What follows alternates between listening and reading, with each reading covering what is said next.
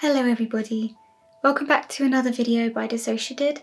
My name is Sally and I'll be the one presenting this video to you today. This video is about dating people with DID or OSDD, and it will work for you regardless of whether you have a singular integrated personality or whether you are a system yourself.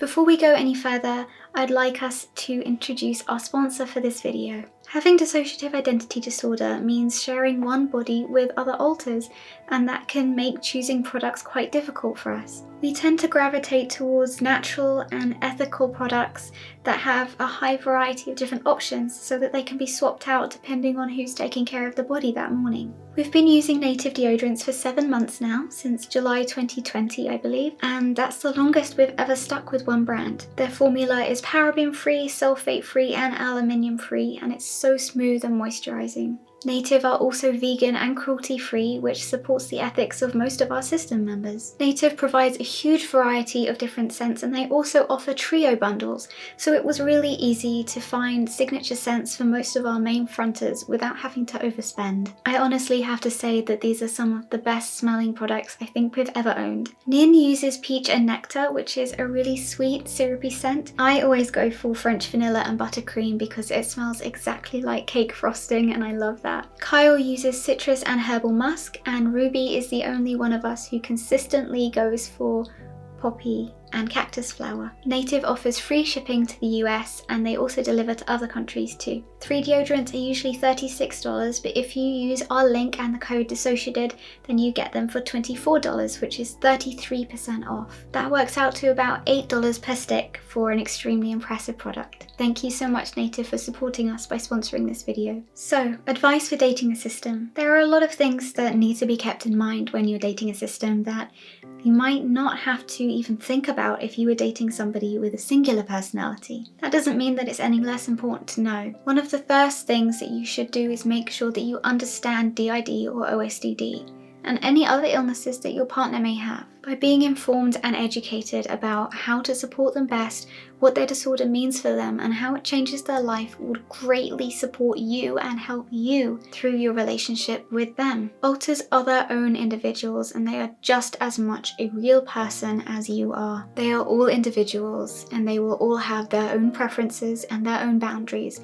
That means that you need to learn as many of them as you can. Respect each alter because they are their own person, and everybody deserves respect, even if you're not dating them. One of the first things to figure out when you're dating somebody who has more than one personality is, who are you dating? Are you dating at all? Is this a strictly sexual relationship? Is it a romantic relationship, or is it something different? And who is involved? Just because you're dating one alter, even if that's the host, the alter who's out most often, that doesn't mean that you're necessarily in a relationship with that system or with anybody else in that system. Just because one alter might be using that body and you're dating them in that body does not mean that you are entitled to anybody else who uses that body. Dating one doesn't mean dating all. Respect each alter's boundaries, their wants and desires.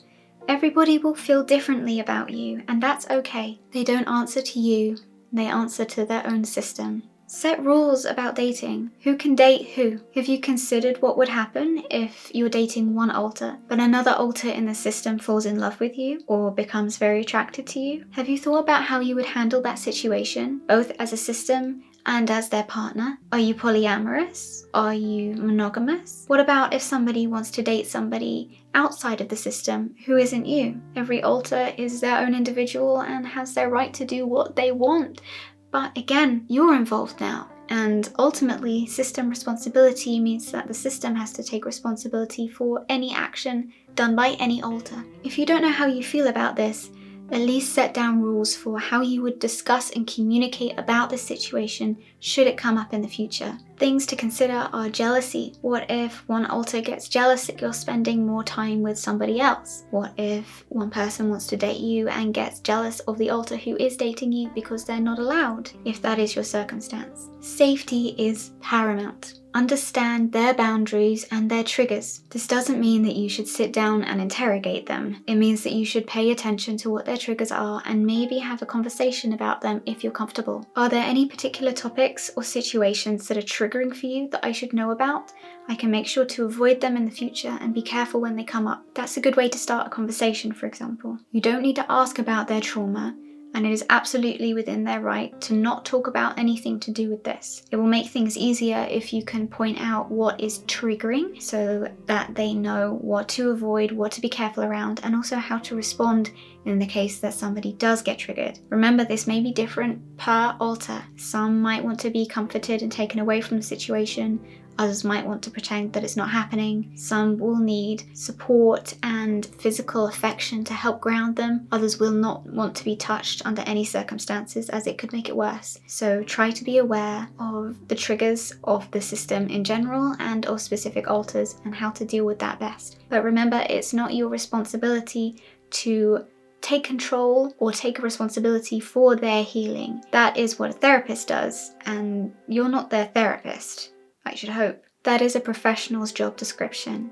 What they need from you is love, support, and care. Learn about their no-go zones, whether that is physical, emotional, or conversational. Different alters may have aversions to being touched in certain ways or certain places, whether that's because of trauma or just personal preference, it doesn't matter. That is a boundary and you need to know about it and respect it. Another good thing to do is learn to check in before you bring up specific topics or conversations. This is something that is helpful in any relationship, regardless of whether that is romantic and intimate, or sexual, or friendships, or work relationships, professional colleagues. Learn to check in. Hey, I'd like to talk about this right now. Are you in a place where you're alright to discuss that? Are you emotionally available for this conversation right now? How are you feeling? Would you be able to handle a conversation about X, or would you like to postpone it until you feel ready? Never share information between alters unless you have explicit permission to do so. There is a reason that amnesia exists. There is a reason that the mind developed whatever disorder this person has, and it was to survive and stay safe. It can be very difficult to see somebody you love suffering and hurting, and perhaps if you watch an alter have a flashback, things might suddenly start to make sense to you, and you might want to pass that information on to another person in the system. Don't do that. There's a reason that they don't remember, and it's likely because they're not ready or built to handle that at the current moment. That doesn't mean that they're weak or incapable or avoiding it. That's just the way their brain is working. This is all part of trauma processing, and it needs to be handled with a professional, delicately, and in an informed manner. Do not try and interrupt or speed up or interfere with trauma processing. It can have disastrous results. That includes sharing information about trauma to alters that don't know about it yet. I'm not a trauma holder, but I've experienced people having flashbacks both in our system and externally to us, and it can be extremely distressing. I understand that you care and that you want to help, and that this feels like in this circumstance, perhaps if I told them it would help. Please don't share anything without permission. This can go for smaller things as well. If an alter tells you something in confidence, please keep that to yourself. Be polite, kind, and respectful to all the alters in the system. Alters aren't going to disappear because you don't get on. They're not an inconvenience. They're part of the person that you love, part of their experience, and part of who they are. There's no such thing as an evil alter. Please make sure that you are educated on persecutors. Again, it can be difficult to see an alter harming somebody that you love within the system, but there is a reason that they do what they do, and lashing out in anger or telling them horrible things, that they're a horrible person, that what they're doing is disgusting, disgraceful, will not help. I know it can be difficult, I know it can be hard, but these alters exist and have a horrible time. They hold extreme trauma in most cases, and they're angry with good reason. They're hurting, they feel awful, and that needs to be handled again with a therapist or with the system. They deserve respect and love too. Even if you don't agree with how they act, even if you're angry with them, that doesn't give you a reason to be verbally abusive or manipulative towards them. Please watch the video that we made on the channel about persecutors if you're not really aware of what they are, why they act the way they do, or how to treat them. Never treat a child alter, as if they were an adult. It may seem strange to see an adult body acting and speaking like a child, but you need to keep in mind the reason. This individual has been deeply traumatized for things that weren't their fault. They did not choose to do this, and there is nothing shameful about the fact that this is how the brain wired itself to survive. Littles, which is the colloquial term for younger alters, may act, think, and speak like children.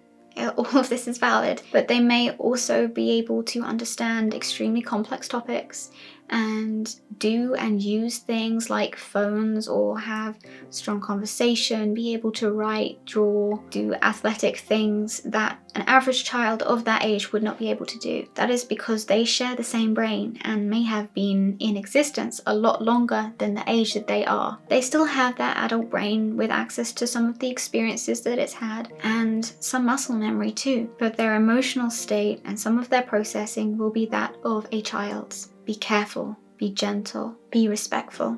Also be respectful and aware of dysphoria and trauma-based reactions. That does not mean that they owe you an explanation about anything. Privacy is important. That doesn't mean that you're not trusted or that you're any less loved. It's just important to have that privacy in any relationship, and it's important not to become codependent. Allow yourselves to be individuals with a life outside of just your relationship. For people who have experienced trauma and trauma bonding, this can be very hard to learn. As I said before, you are not responsible for the healing of your partner or partners. You're not responsible for holding their trauma, and you're also not there to fix or change them. They have survived everything up until this point, and they will continue to do so with the support of professionals. They don't need to be saved, and if they did for any reason, that's up to their therapist and not to you. Not everyone is healthy enough for a relationship at the same time, and that's alright. Mental health situations and trauma happens and you can't predict it. Things change, and it's okay to step back if you need to, and it's also okay for them to do the same. And remember that it can take time to feel safe with feeling safe. If you're not used to that feeling, it can be flagged as dangerous. If safety is so new, then it's gonna throw you off. I'm starting to dissociate now, so I think we should wrap it up here. If you have any questions, please leave them for us, and I'm sure that Nin will be able to make a video on anything else that you want to be discussed. I'm dissociating.